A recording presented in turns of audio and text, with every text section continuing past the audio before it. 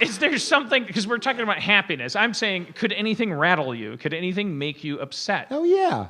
I get rattled for sure. Well, then what do you do? I mean, it sounds glib, but I really do try to enjoy everything. Sometimes I'll say to Valerie, like, I'm just being angry for fun. I want to let her know that I haven't like lost control or something, but it's fun to like rant or talk about how you didn't get what you wanted or how sad you are, or how hurt you are, what somebody owed you. You know, all this like fucking drama. It's like playing a character, yeah. It is. And it sounds a little glib, but I do try to look at it like a character. I'm like, look at fucking Pete doing his Pete thing. I wonder if Pete will ever get out of this. Joseph Campbell talks about that. He talks about like the idea of having one foot in and one foot out. Well, it is a very spiritual idea, meaning it shows up in all of the myths. Like you're a rodeo clown. You're like, oh, look at me. Like, yeah. Well, I think everybody, you know, some of this is addressed in my special Dirty Clean, which airs this Saturday. But I thank you. I do think we all relate to the idea of like kind of being behind our eyeballs, like being consciousness. And we know that, but then this consciousness is sort of stuck in these molecules, stuck in the shape of a human body. And everybody's always looking at you and going like, hey, there's a man. And you go like, I'm a man. and you sort of like, you know, this is an Alan Watts line. He's like, you're behind your eyeballs and the rest just dangles. Just sort of dangles down here. And like, this is a Pete Holmes line, and you go like, I want that Diet Coke. Send the arm. And you like like, give it to us, and you drink it. So you are, it's not really that woo-woo or strange to say you are consciousness. I don't think that is a deeply religious or mystical idea. Do you ever have these moods? They never last more than 30 seconds with me, but do you ever, honestly, like, you're walking around and you go like, what if I was God? What if, let me finish. What if everyone else was also God? Yeah. You know, like, and then do you ever, like, how long are you able to, like, keep that crunch going where you're, like, the UPS guy and you're like, hello? And you're like, wink, wink, I get it, we're both God? That's enlightenment. That's what enlightenment is. Do you ever maintain that for more than 15 seconds? Because the UPS guy is bringing some piece of shit, and you're like, this isn't what I ordered. No, I do it in bursts. A guy on the 10 today cut me off, and he did it in such a dick way. And you're like, there's driving God. A blue Honda, right. But that's what I did. What else would God drive? Yeah. He's driving his blue Honda, and his windows are down, and he really almost hit me as he, and it was unnecessary, and he just got in front of me. And I didn't honk, because I'm like, I'm trying to build a narrative. One of my favorite quotes is, hate is a lack of imagination. So I want to hate this guy. Oh, I love that. But that's a lack of imagination. Who said that? What's that? It's actually, I think it's like a proverb from a people. It's not like a person. That's fucking amazing. Give it a Google. Hate is a lack of imagination. Isn't that beautiful? You haven't bothered to think yet about how to not That's right. be pissed off. I've added to it, I think hell is a lack of imagination. That's fantastic. I think that's my little addition to it. So this guy, I'm trying really hard to go, You're like, okay, that's God. Be imaginative. He's just playing his part. Free will's an illusion. We're all just operating in this system of synapses, and all of this is just one thing thinging itself, and there's that thing, there's that part, and now I'm interacting with it, and how I react is my choice, or the illusion of my choice. It's up to you. So I didn't react, but then someone did exactly to him what he just did to me. Yeah. Like cut him off in the exact same way. To him or you? To him. So someone's cutting off Blue Car God. And Pete God is watching Blue Car God. And that person I'm actually watching, and they're not doing it super aggressively. They seem to be doing it more out of need. Blue Car God honks, right. Actually speeds up trying to make a collision, Yeah. it looks like. And then changes lanes with his windows down and is honking at the person, trying to get their attention to yell at them. Like, And fuck now you, fuck you, fuck you. And now I'm trying to box him in because I don't like Blue Car God anymore. That's all outrage. It just bothered me. I just was a good person. That's what I mean. You're a shitty person. The grace that I showed him, he didn't have for someone who just did what he did. Right. But I mean, what are we gonna do? some gods are assholes.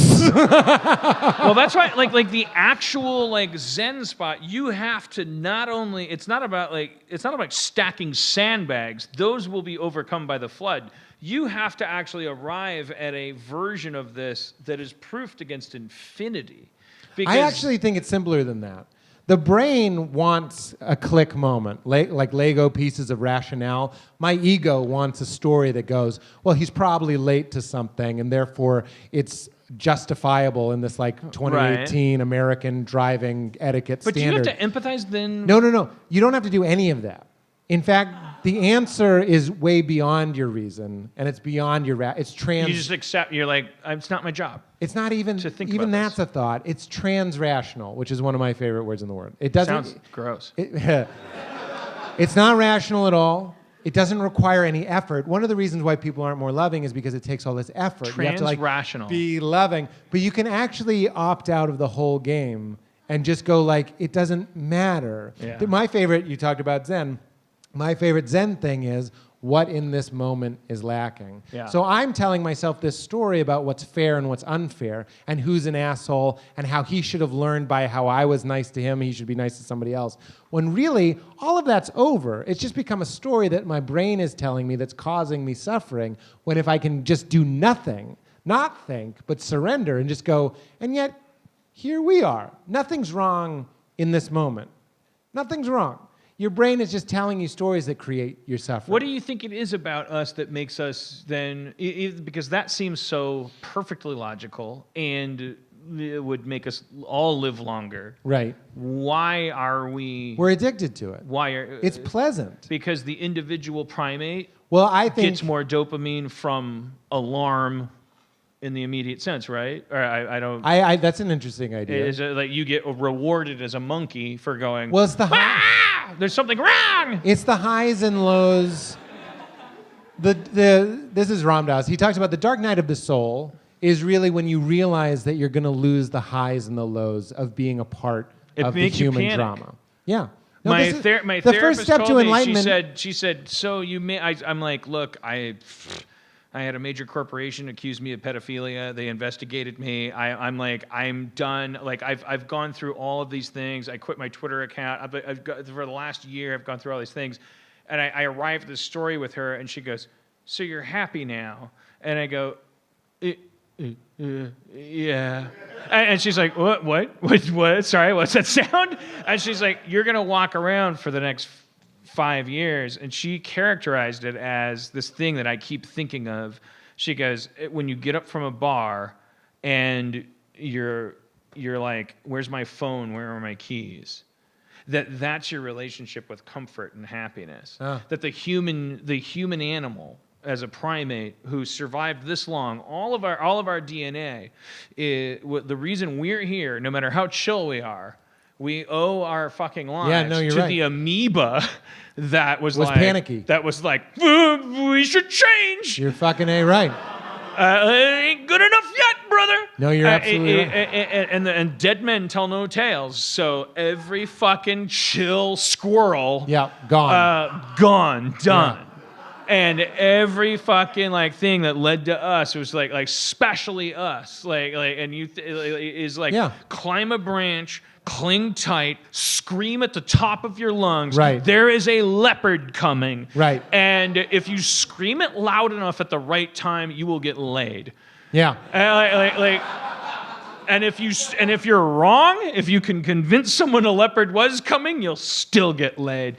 That we invented anxiety and alarm because of a beautiful thing about our species, a beautiful thing, which is we don't want no fucking trouble. Yeah. We don't that is. But the one that could imagine trouble and then prepare for it. The problem is my therapist always says, it's a bell curve. You want to have just enough. He's like, paranoid people are right. That's what he says.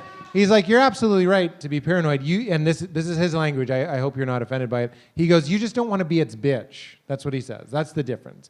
He's like, all of those things that you're worried about could happen. One of the things about being human is learning how to reconcile with that reality and live concurrently.